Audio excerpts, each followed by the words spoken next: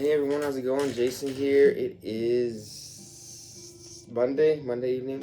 Thought I'd jump on, do a video. I got this last little stack of new arrivals I wanted to get through. Haven't been buying much lately at all. I kind of went heavy in the beginning of the year, and then my trip to Brazil. So I'm just kind of a little bit burnt out financially for sure. I need to take a break. I did sell some stuff. Kind of been in the purge mode.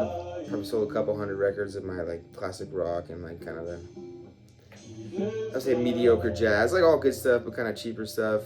A few big hitters, but nothing I ever listened to. Just trying to make space. Kind of haven't been really in the record collecting mode lately. Yeah, we got a lot going on. We're redoing the house, like redoing all the floors. It's kind of the reason I want to get these out, because I need to pack up my records and put them in storage for like a month or two. While we clear the house out to get the floors redone. But yeah, and I spent a lot of money the first few months of the year. So I'm kind of pretty much tapped. I do have one record in Brazil, another one, like a newer release that I want to grab as well. My mother-in-law comes next month. There's a couple other on the list that Fernando has, like one or two more pieces that are pretty pricey, that just stuff that I'd grab. But yeah, I haven't been out searching much. I don't know, haven't really been in the mood. I'm trying to get rid of stuff. I got too many records. Maybe once I get flush through everything, kind of start clean and fresh and kind of trim out a lot of the fat, maybe I'll kind of get in the groove again. Definitely trying to concentrate on some other things. I spent too much time on my phone, like on Discogs and looking at trying to find records. So just kind of want to take a break, a little burnt out. But anyways, this is what we're listening to, and this was, like I said, I scored a bunch of my wantless records for the year. Probably like a solid 10. I scored at least over half. Yeah, which is all kind of in the stack. So yeah, I kind of spent a lot already. This Manduka Los Jaives, Los Sueños de America. This was recorded in '74 when they were in exile, I believe, in Argentina. When they fled Chile, when Pinochet came in. It wasn't released, I believe, until '79 in Spain. This is a fantastic record. Definitely, for me, I think there's three essential Los Jaives records. I'm not too familiar with the ones after this. I have listened, but nothing really struck me. But this is a good mix. This is the first cut. It sounds like it could have come off that first Manduka album, but with like a fuller band. Of course, a couple guys off Los Jaives were on that first Manduka record. So kind of why they got together, kind of playing together. But yeah, this is just a good mix. It kind of has a little bit of that Manduka sound. A couple tracks are kind of more the Los Jaives, a little bit more like indigenous sounding. I love the flute on their tracks. I don't know if it's like a wood flute or something. It just kind of has that like soft feel to it. I love the piano too that they have on their tracks. Kind of just sounds like an old janky piano, like almost like a little bit out of tune or something. Like they're kind of on that avant-garde fringe. Sometimes it's a little bit more happy-go-lucky. Sometimes a little more avant-garde. A lot of heavy percussion. I think this track's got a little bit of fuzz guitar in it.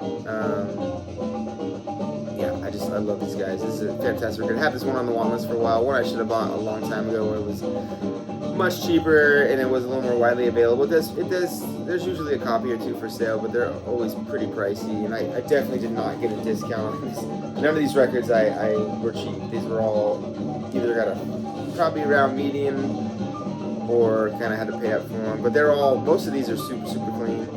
A couple of these are a little rough also, which turned me off a little bit as well. I hate paying a lot of money for a record and then getting it, it's not as nice condition. It always just kind of like pisses me off. This one's pretty clean. This is maybe like excellent condition. Maybe oversold it a tad bit. I don't know. Maybe for me, I'm a little near mint. For me, it's got to be like perfect. But yeah, it's a fantastic record. yeah, so like I said, there's 3 essentials, and actually I have the other one. Another reason I kind of maybe hit my max is I got like my grails.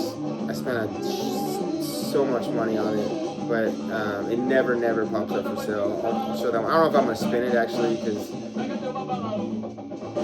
yeah, just how expensive it is. And my player outside is not the greatest. I played it inside a couple of times. But yeah, this is fantastic. All right. So this is another record that was high up on my want list. This is Tony Scott, Danger Bali. Yeah, this is such a fantastic record. This was probably the one I wanted the most last year. I almost got a copy, but kind of fell through. But I got a pretty clean copy.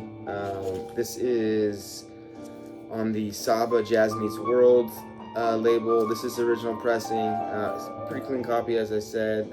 I like the Jazz Meet World. They have a couple pretty good records where they kind of mix jazz musicians from kind of 2 different approaches to jazz. Obviously, usually from like different countries.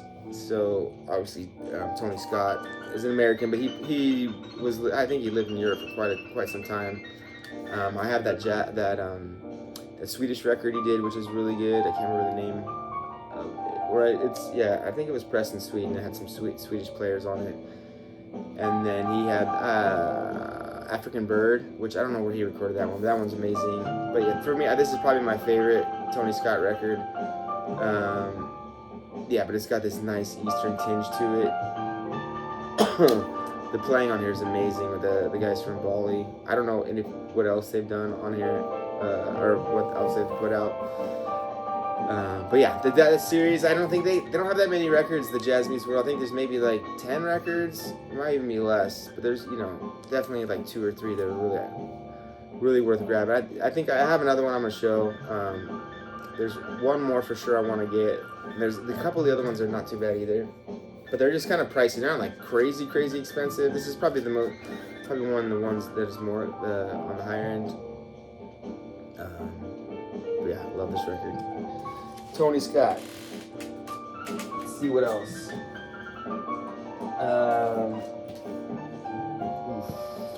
This is the other one I might as well show. It's the other Saba record I got. Pedro Iturralde Quintet. Paco de Lucia. Yeah, again, this is the label, Saba. So I don't know where Pedro Iturralde is from, but it's a little more kind of, say, traditional jazz, but more straight up jazz. And then Paco de Luca, obviously, he's a flamenco guitar player. This is a fantastic record from start to finish, very consistent, very nice listen. I was spinning this yesterday, or actually this weekend. Maybe that was yesterday. Yesterday was Sunday. Yeah, and I got this in a package deal with the Manduka. The guy cut me a small price. Yeah, but it was an Instagram seller from Germany or something. So that, it wasn't too much to ship, but yeah, it wasn't cheap either. It was like $20 maybe. I can't remember. But he got me a tiny deal. He had it listed on Discogs. I reached out on Instagram, so he cut me a little bit of a deal, obviously, for saving him on the fees. But yeah, some of those sellers, they get great records, usually pretty clean, but you gotta pay up for it, which is fine. I'm kind of over getting shitty condition records. I'd rather pay a little bit more and get a nice condition. Obviously, I don't want to get raked over the coals, but it was a decent price, and he gave me, like I said, he gave me a little bit of discount for the 2. Let's see what else I got here.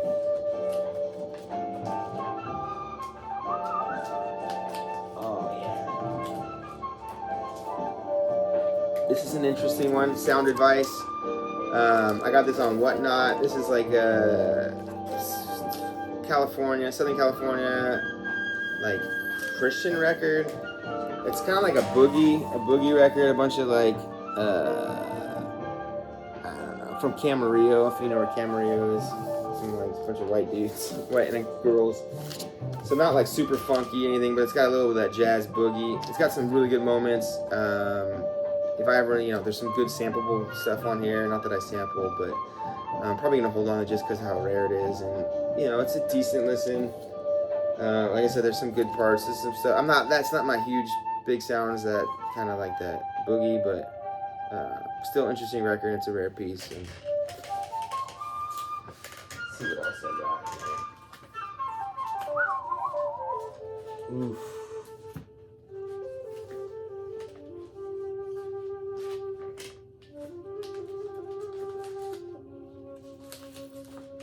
Such a good record. Tony Scott, Danger Baller. There's some fantastic. There's a couple weak tracks on here actually. One I don't like very much, and there's a cover of Summertime that's so-so, but the rest is fantastic. Play something else on here. All right, so here's another monster record that this thing took me for. I had this on the want list for quite some time. This is Santa Su Gente, or Gente. Again, this is a record from Chile. This record is pretty hard to find. There's actually a couple sales like recently, maybe not, maybe like a year ago. There was a couple sales for pretty reasonable price. I missed them. I wasn't really on. I don't go on Discogs that much anymore. But yeah, like pretty cheap, like $150 or something. I paid quite a bit more than that for this record. Yeah, there's a seller from Chile who actually he got me a lot of these records. I was looking for 4 records. He was the one I bought the Fusion record from, which is actually pretty good shape. And then he sold me an Argentinian record, Los Races. I can't remember what the Jorge Lopez Reese, and he said it was excellent, and it was just like a VG copy, and he charged me like pretty high, but I thought it was an excellent copy, so I was like, I'll pay that. I kind of got pissed at him, but thought he learned his lesson. He sold me a couple other records. One of them was really nice. The other 2, one for sure was not what he said it was, so he kind of turned me off. And this was like the last Chilean record I needed, and he was like looking for me, and I just kind of didn't want to buy any from him anymore because he kind of did me dirty a little bit. But there was a guy from Spain that reached out, and because I put on the Discogs like, hey, reach out, and so he sold me his copy. He told me this was unplayed, which it's not. It's a decent copy. It's like maybe like really strong VG or like VG plus, but it's not. He said it was unplayed, so I was a little disappointed as well on that. That's the little reason I'm getting a little turned off about. And it was not cheap. It was way more than what it went for on Discogs. But this record just is like a ghost record. It's really hard to find. Really underrated, I feel like. But this is basically a lot of the players from the Fusion record, which is Top Soul Fusion, which is amazing, incredible. That one's even harder to find. Chilean record. I think I showed that one a couple videos ago. But it's basically like the same band. This is like the prequel of that. I think it's the main guy. He's not in Fusion, but the backup band is Fusion. So basically, the guy told me it was unplayed. I made him an offer, and he accepted it. But it was a lot. And it wasn't what he said it was. He actually had another Chilean record that I was going to possibly buy, which is also super rare, which is actually, it wasn't like high on my list, but I listened to it. It's pretty good. It's kind of like acid folk. But this one, he also said that one was unplayed, and that one was probably going to be even more than this. So I just didn't even bother because I didn't want to pay a lot of money for a record that wasn't going to be mint. I was going to offer him a price and try to maybe flip it because the record was super rare, and like near mint copy, I probably could have got like 4 figures for it, but I don't think it would have been what he said it was. So anyways, it's a long story. This is a great record. Kind of a little bit like jazz rock, like groovy jazz rock, I would say. There's a couple songs that are a little bit more on the pop cheeseball side, but Overall, fantastic record.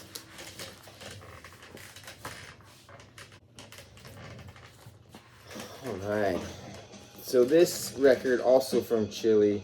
This is the record he actually did sell me, that Chilean guy. That was in fantastic condition. This one was pretty much unplayed.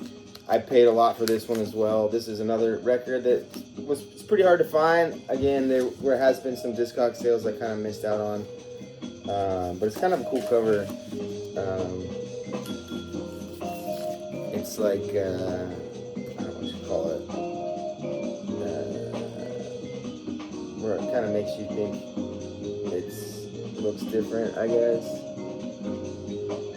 It's interesting. It's just it's like a typical like Chilean, just like paper. Yeah, this is a great record. Aquila, also on the Alba label, which is the label that I think Fusion was on. So I pretty much did this year complete my Chilean. I mean, there was 4 Chilean records I wanted as of late last year. I got the Fusion, and then I picked up the other 3 this year. So again, I just kind of like, I need to chill out. These were expensive, and I kind of completed, I think, the essential Chilean stuff, at least like on the jazz leaning side. I'm not like a huge psych rock and I know there's a couple records from Chile that are highly regarded for like kind of blues rock, psych rock stuff. Again, that other record that guy from Spain had, the Congregation record, was pretty good. It was like acid folk. But that record, I might reach out to. I don't know. It's tempting, but I already spent too much money, and like I said, he was a little bit off on the condition. But yeah, this is a fantastic record. Aquila, Alba. There's some vibe phones. There's a couple covers. I think there's a Herbie Hancock cover, but it's kind of groovy, really mellow, nice jazz. From Chile, yeah, I think this record's fantastic. I don't know if they repressed it or what, but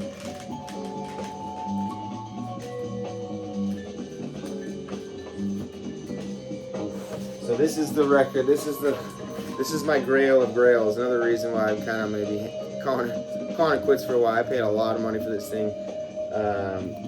This is the original. Unfortunately, it does not have the poster.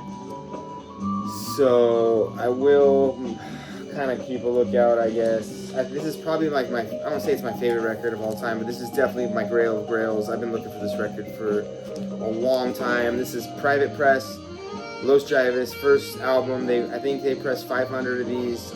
Like I said, they only came with the poster, but there's no poster. Unfortunately, he told me this copy was excellent, and it is absolutely not excellent. It's like a strong VG, maybe. Yeah, it's like a strong VG. I mean, it was super disappointing. When I got this, I was a little bit pissed. That's why I don't want to deal with that guy anymore. I paid twice as much as I was hoping to get it for, but he told me it was in such good condition that I was like, you know what? And this record, like I said, super rare. Like, they only made 500. I've only seen it pop up for sale, I think, twice. No, maybe I may have seen a couple eBay listings. But yeah, maybe a handful of times over, I don't know, 10 years. So it's not an easy one to find. Like I said, 500 pressed. People I talked to, I've reached out to a ton of people in Chile looking for this record, and they all kind of just say that they don't know how many are left because Pinochet destroyed a lot of culture when he came to power. So a lot of these might be destroyed, so I don't even know how many of these. But again, I don't think a lot of people source Chilean records like Brazilian people do. I know there's some rare Brazilian records. My friend Fernando, he gets like Pirabu, I think looks like once or twice a year. That record's super rare. So I think he's just, I don't think there's a lot of people sourcing records in Chile. It's part of it, but yeah, this record is fantastic. It's like avant-garde, very indigenous sounding, like the flute, like I said, it's that flute, kind of wood sounding flute, piano, kind of old, sounds like old tingy piano.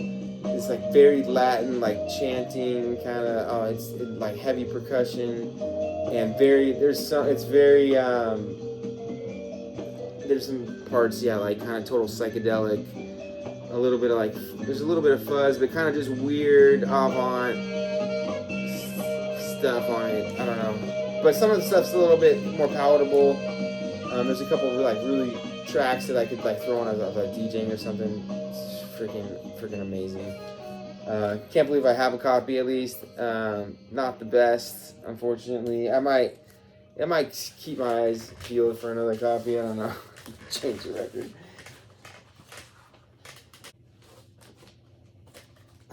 Yeah, like I said, I mean, this is probably the last.